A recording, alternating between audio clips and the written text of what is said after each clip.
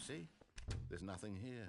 I haven't even finished building this section of the map because you were never supposed to be here in the first place. Broken rooms, exposed developer textures. Is this what you had wanted? Was it worth ruining the entire story I had written out specifically for you? Do you not think I put a lot of time into that? Because I did. And in the end, it was all for nothing. Because this is what you wanted to see. Help me here, Stanley. Help elucidate these strange and unknowable desires of yours. What would have made this game better? What did you want to see? Vehicles? Skill trees? Work with me. You've given me absolutely nothing so far. Tell you what. Let me take a stab in the dark at a new design, and you can give me some feedback. There we go. A third option. This already feels leaps ahead of where we were before. Go ahead, Stanley. Take it for a spin.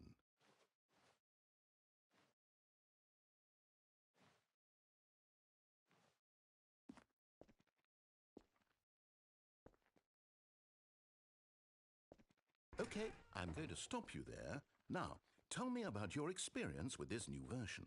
Would you say that the game benefited from allowing you more choices? Feel free to be honest. I'm looking for some real critical feedback here.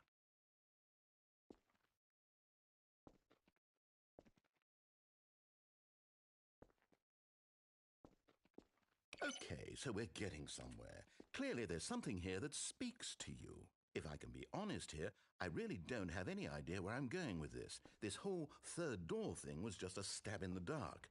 But I guess you're into it, so let's keep this party train rolling. Here, based on the data from your previous playthrough, I've compiled a new version. And to be perfectly candid, I think I've knocked it out of the park with this one. Let's take a look.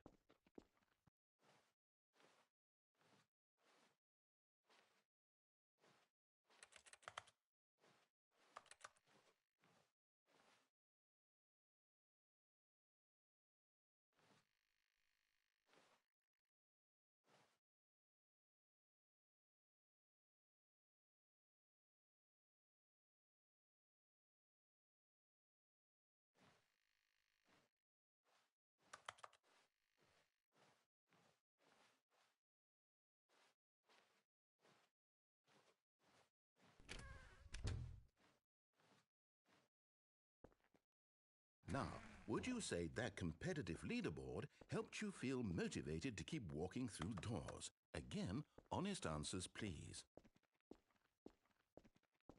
Hey, I nearly forgot. I've got a prototype of a new game I've been working on, and now would be a lovely opportunity to give it some playtesting. You wouldn't mind taking a look at it, would you? Perfect. Let me boot it up. In this game, the baby crawls left towards danger. You click the button to move him back to the right, and if he reaches the fire, you fail. It's a very meaningful game, all about the desperation and tedium of endlessly confronting the demands of family life.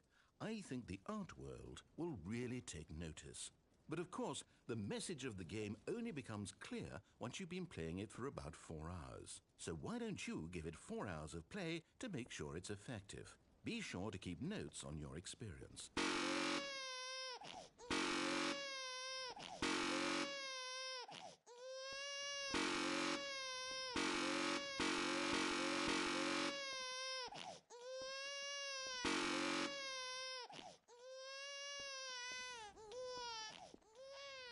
You heartless bastard.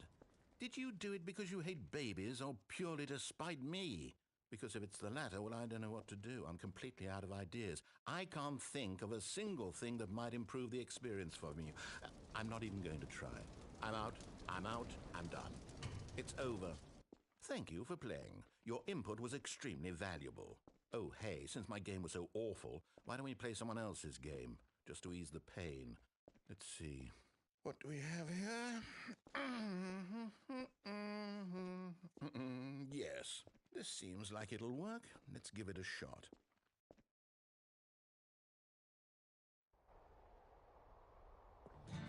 Aha! Fascinating.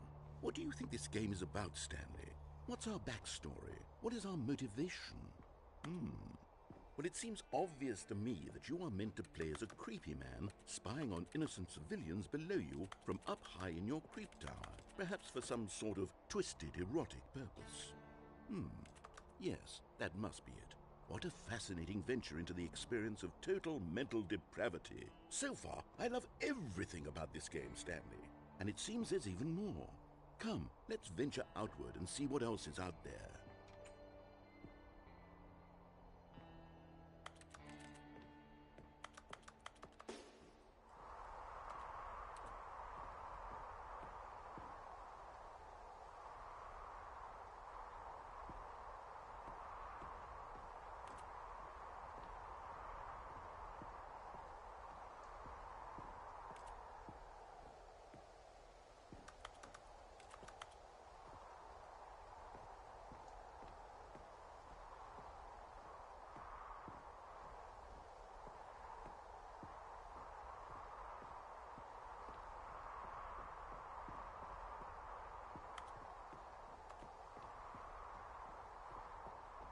Oh, no. No, it can't be.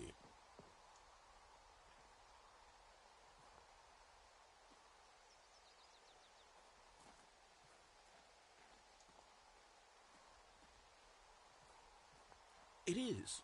It's an open world game. Good God, quickly, block it off.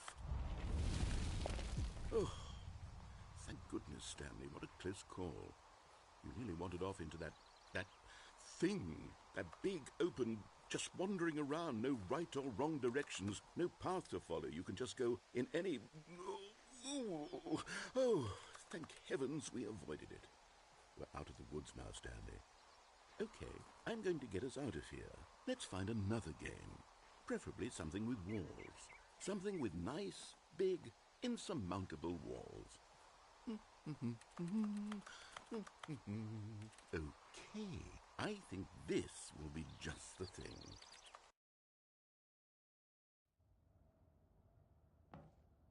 Wonderful. See, this is exactly what I had in mind. Just a nice big box for you to run around in. There isn't any possibility that you could get lost here. Now this is game design. Stanley, if you manage to get lost in this game, I will be phenomenally impressed. Okay, so what exactly do we do here? Let's see. There are lots of cars here in the back, but obviously there's no racetrack. Okay, I'm seeing that there's a ball of some kind back here. Is this game sports ball? Stanley, I think it's sports ball. Oh, what fun. We shall run the bases and do a touchdown together? Yes, I think surely we must. Okay, Stanley, here's the ball. Have fun.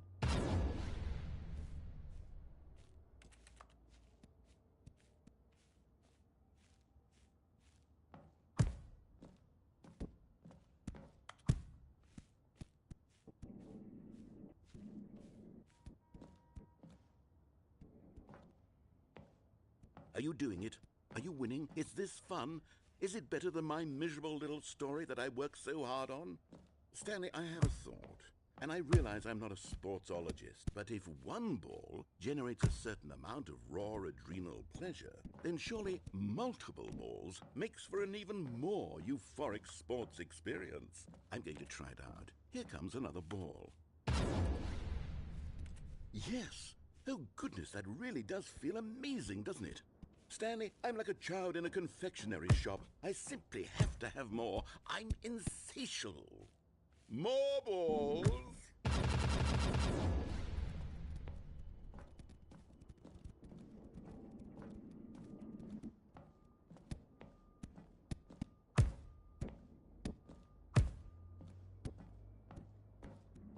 Are you enjoying this, Stanley? Are you having fun? Is this a real video game? Well, I sure hope you're having a good time, because guess what? It's over. That's right. Your little fun comes to an end. This is my game, and what I say goes. You get to have fun when I let you, Stanley. Besides, you need someone like me to set boundaries for you.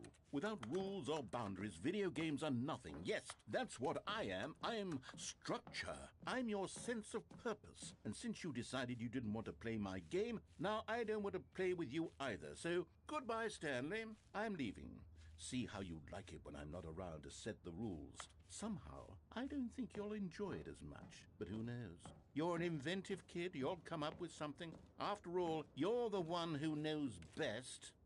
Take care, Stanley.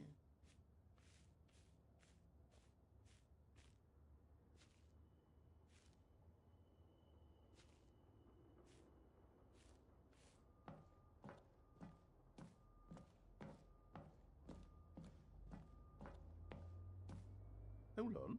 What are you doing?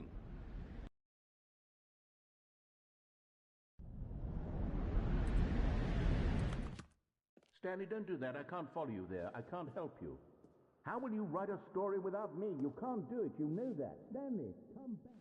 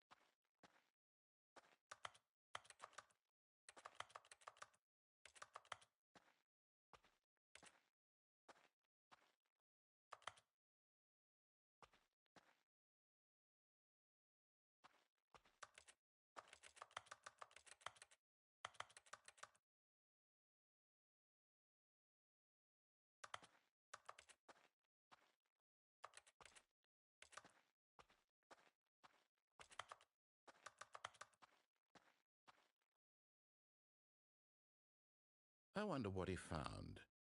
If what he wanted was to be the leading man in his own story, well, perhaps he's gotten it, down in wherever he is right now. I wonder if he's happy with his choice, and if he's learned the heavy cost that comes with it. He'll understand soon what I was trying to tell him. He needs me. Someone who will wrap everything up at the end, to make sense out of the chaos and the fear and the confusion. That's who I am. That is what I mean to this world. Oh, yes. Yes, I'll be back. There's no other way. Once this ends, after it all comes to a close, then I'll be back. The end will be here soon. Very soon. I can wait.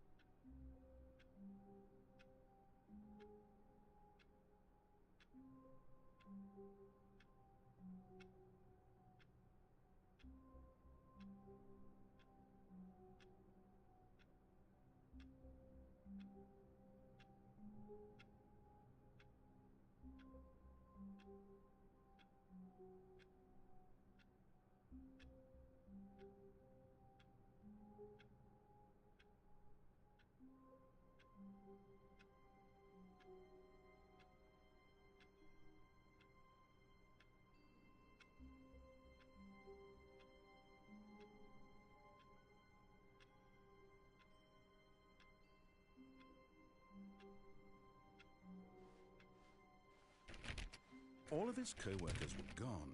What could it mean? Stanley decided to go to the meeting room. Perhaps he had simply missed a memo. Stanley went around touching every little thing in the office, but it didn't make a single difference, nor did it advance the story in any way.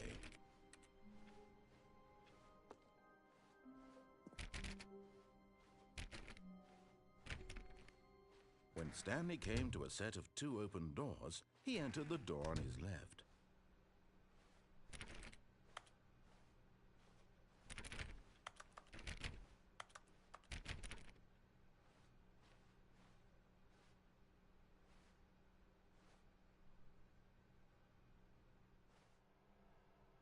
Yet there was not a single person here either. Feeling a wave of disbelief, Stanley decided to go up to his boss's office, hoping he might find an answer there.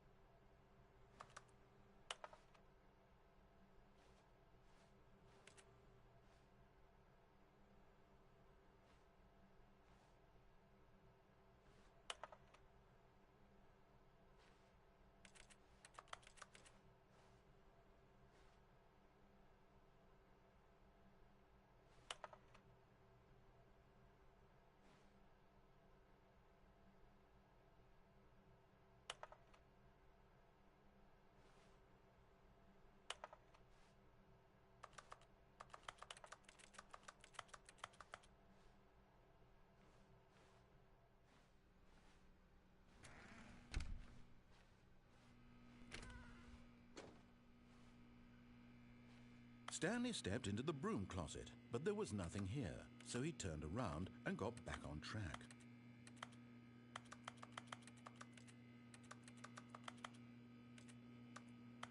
There was nothing here. No choice to make, no path to follow, just an empty broom closet. No reason to still be here.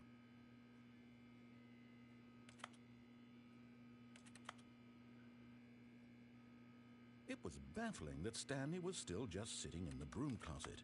He wasn't even doing anything. At least if there was something to interact with, he'd be justified in some way. As it is, he's literally just standing there doing sweet FA.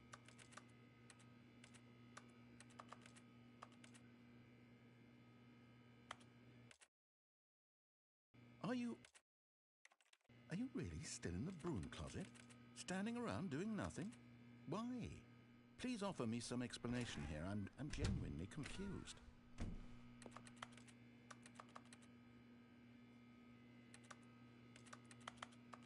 You do realize there's no choice or anything in here, right? If I'd said Stanley walked past the broom closet, at least you would have had a reason for exploring it to find out. But it didn't even occur to me because literally this closet is of absolutely no significance to the story whatsoever. I never would have thought to mention it.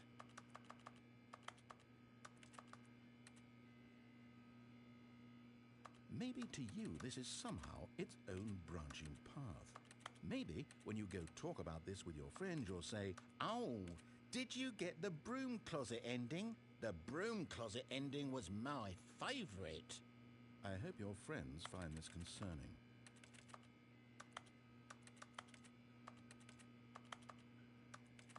Stanley was fat and ugly and really stupid.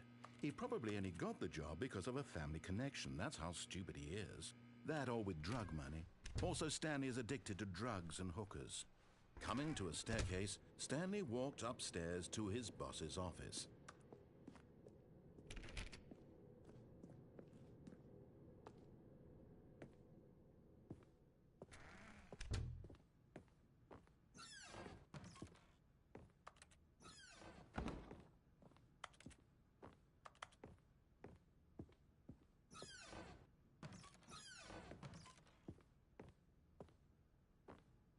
Stepping into his manager's office, Stanley was once again stunned to discover not an indication of any human life.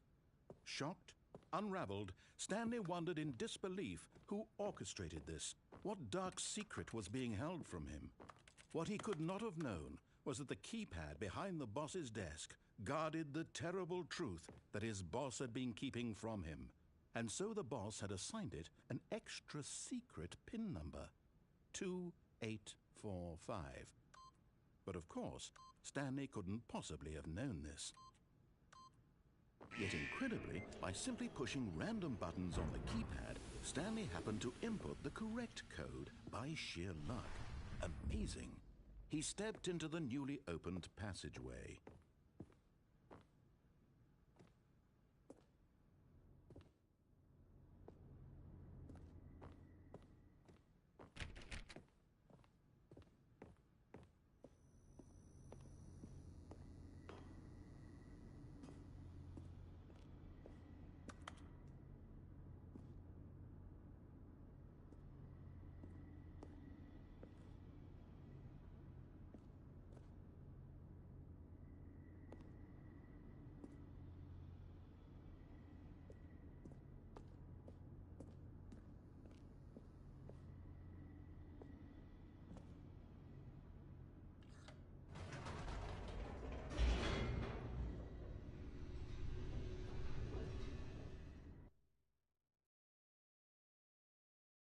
Descending deeper into the building, Stanley realized he felt a bit peculiar. It was a stirring of emotion in his chest, as though he felt more free to think for himself, to question the nature of his job.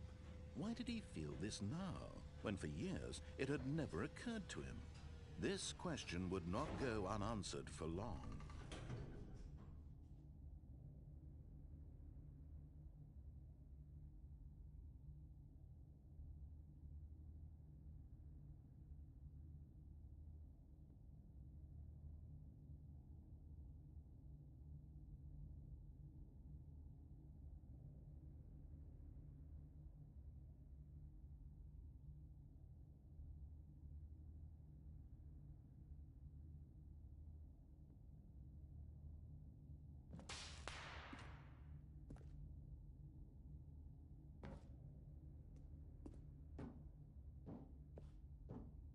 Stanley walked straight ahead through the large door that read Mind Control Facility.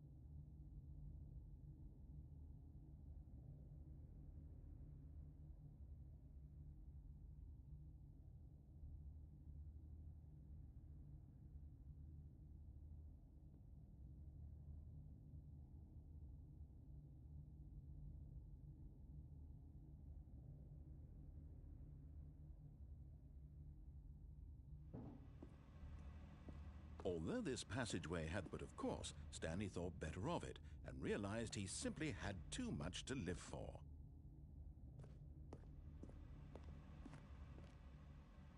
Nope, still on board with death?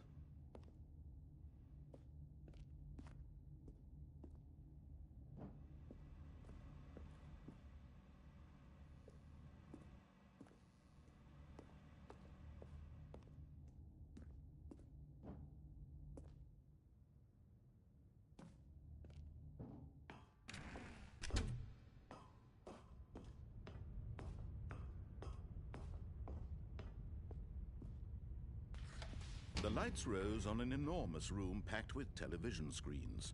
What horrible secret did this place hold? Stanley thought to himself. Did he have the strength to find out?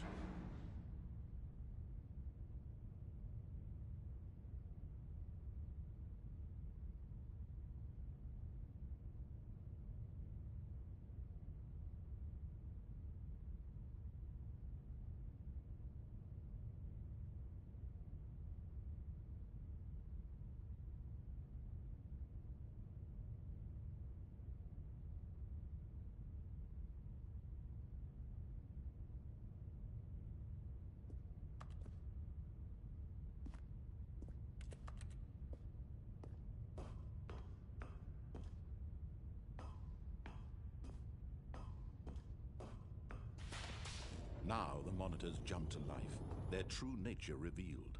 Each bore the number of an employee in the building, Stanley's co-workers. The lives of so many individuals reduced to images on a screen, and Stanley, one of them, eternally monitored in this place where freedom meant nothing.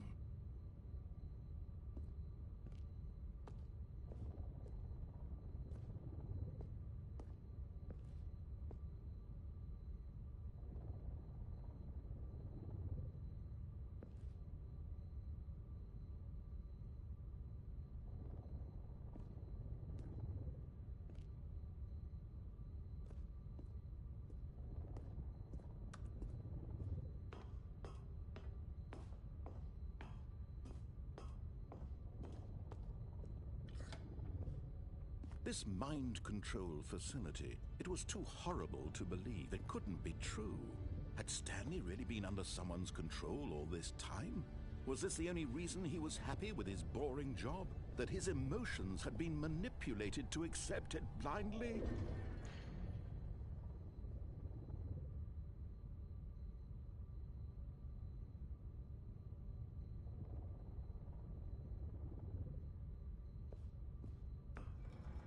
No, he refused to believe it. He couldn't accept it. His own life in someone else's control? Never!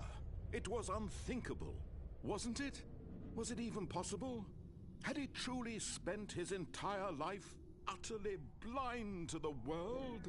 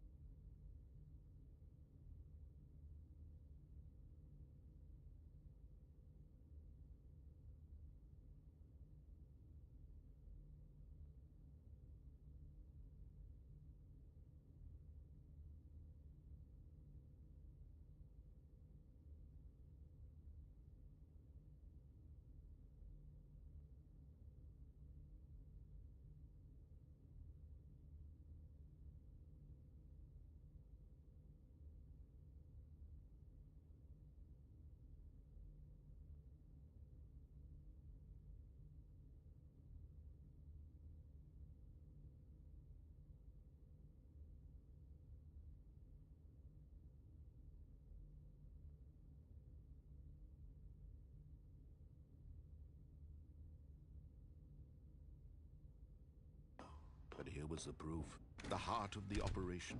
Controls labeled with emotions. Happy, or sad, or content. Walking, eating, working. All of it monitored and commanded from this very place. And as the cold reality of his past began to sink in, Stanley decided that this machinery would never again exert its terrible power over another human life, for he would dismantle the controls once and for all.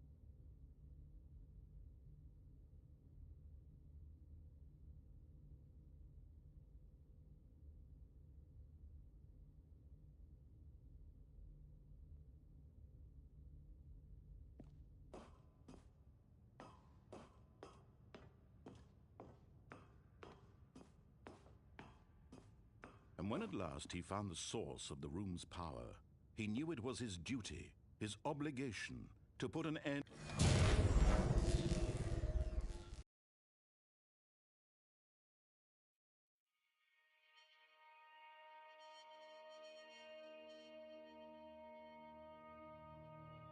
Blackness and a rising chill of uncertainty. Was it over? Yes! He had won! He had defeated the machine, unshackled himself from someone else's command. Freedom was mere moments away. And yet, even as the immense door slowly opened, Stanley reflected on how many puzzles still lay unsolved. Where had his co-workers gone? How had he been freed from the machine's grasp? What other mysteries did this strange building hold? But as sunlight streamed into the chamber, he realized none of this mattered to him, for it was not knowledge or even power that he had been seeking, but happiness. Perhaps his goal had not been to understand, but to let go. No longer would anyone tell him where to go, what to do, or how to feel. Whatever life he lives, it will be his. And that was all he needed to know. It was perhaps the only thing worth knowing. Stanley stepped through the open door.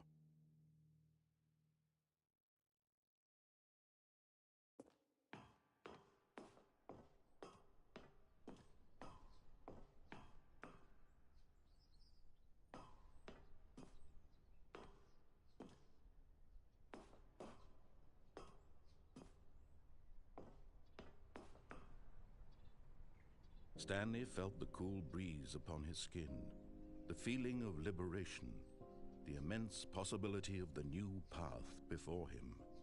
This was exactly the way, right now, that things were meant to happen. And Stanley was happy.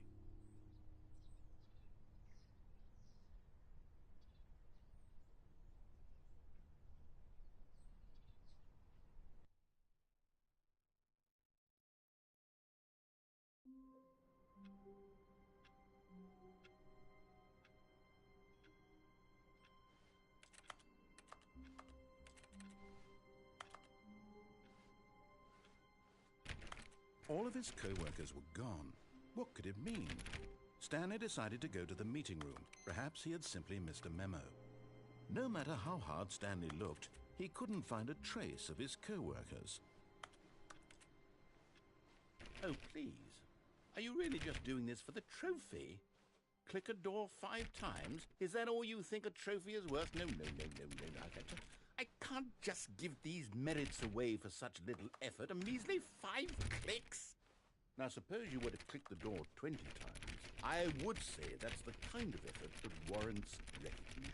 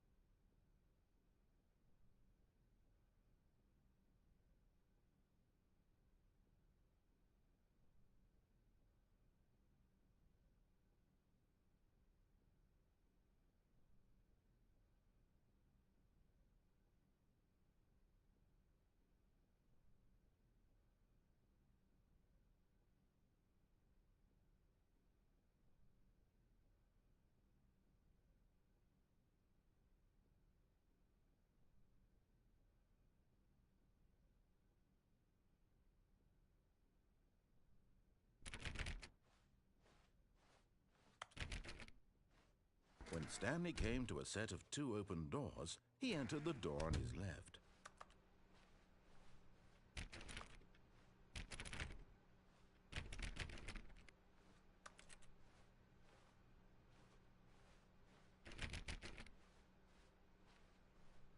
Yet there was not a single person here either. Feeling a wave of disbelief, Stanley decided to go up to his boss's office, hoping he might find an answer there.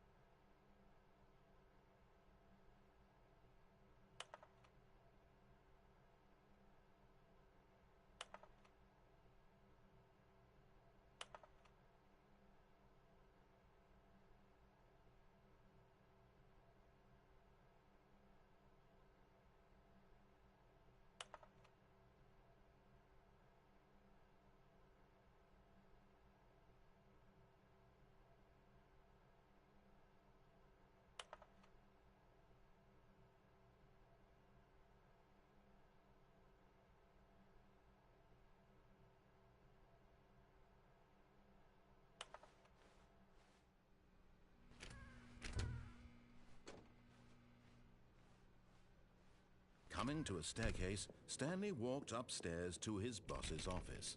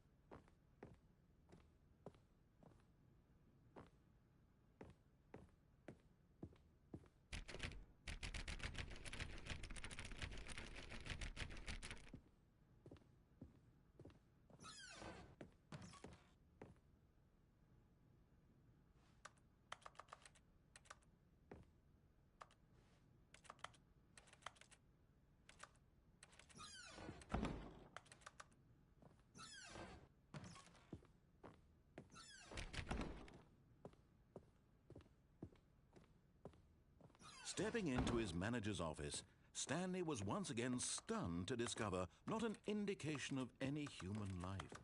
What could it mean? Stanley wondered aloud to nobody. He began wildly tearing through papers on the boss's desk, pulling books off the shelf, looking behind paintings, desperate for clues to his situation. But his attention was caught by a keypad behind the boss's desk. What could its purpose be? In fact, this keypad guarded the terrible secret that lay buried below his feet. And so the boss had assigned it an extra secret PIN number, 2845. But of course, Stanley couldn't possibly have known this. Yet incredibly, by simply pushing random buttons on the keypad, Stanley happened to input the correct code by sheer luck. Amazing. he stepped into the newly opened passageway.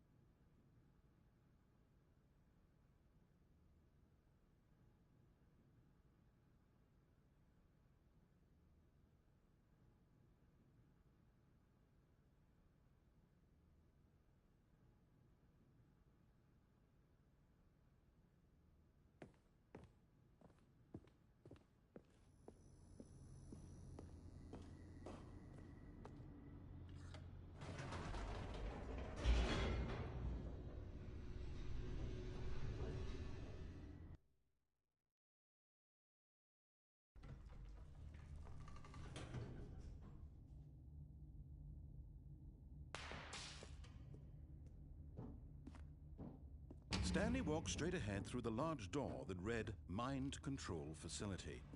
Although this passageway had the word escape written on it, the truth was that at the end of this hall, Stanley would meet his violent death.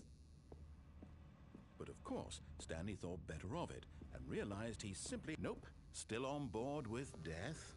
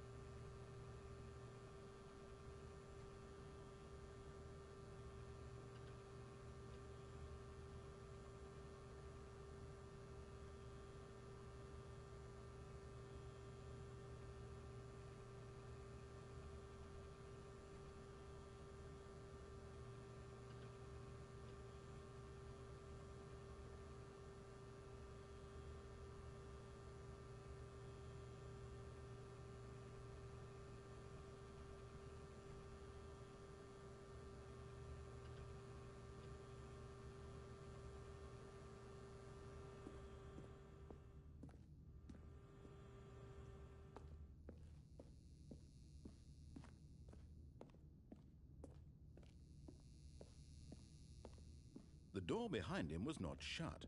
Stanley still had every opportunity to turn around and get back on track. At this point, Stanley was making a conscious, concerted effort to walk forward and willingly confront his death.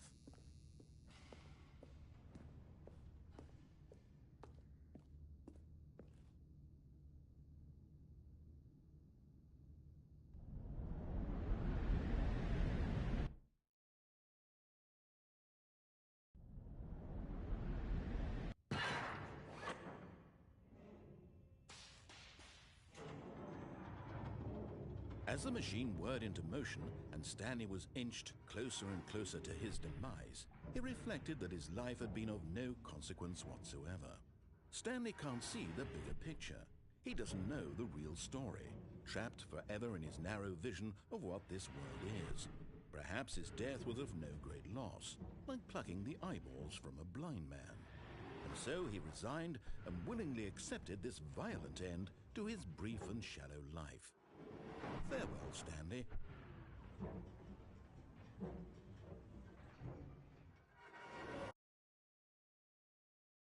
"Farewell, Stanley," cried the narrator, as Stanley was led helplessly into the enormous metal jaws.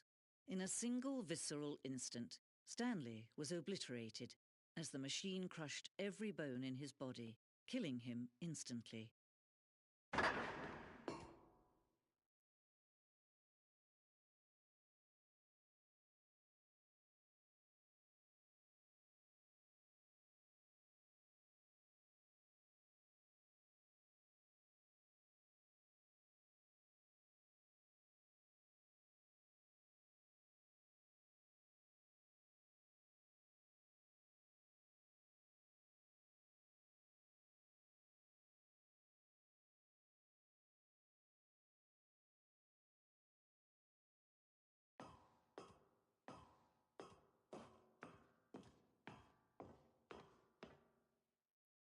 And yet it would be just a few minutes before Stanley would restart the game, back in his office, as alive as ever.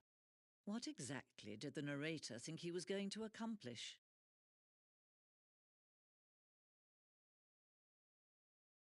When every path you can walk has been created for you long in advance, death becomes meaningless, making life the same. Do you see now? Do you see that Stanley was already dead from the moment he hit start?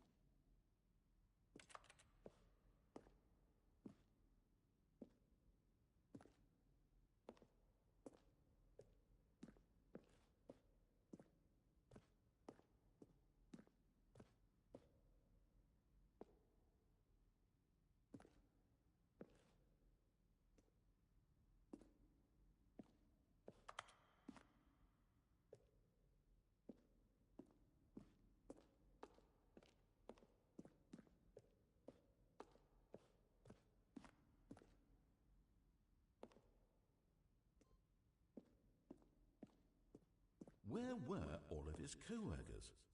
Oh, I don't know. How about they're throwing a surprise party for him for all his button pushing? Does that sound plausible to you? Then he pushed the number 8.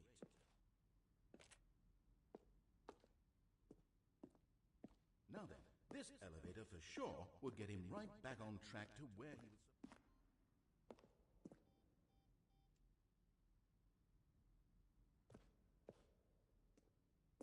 Stanley pushed the big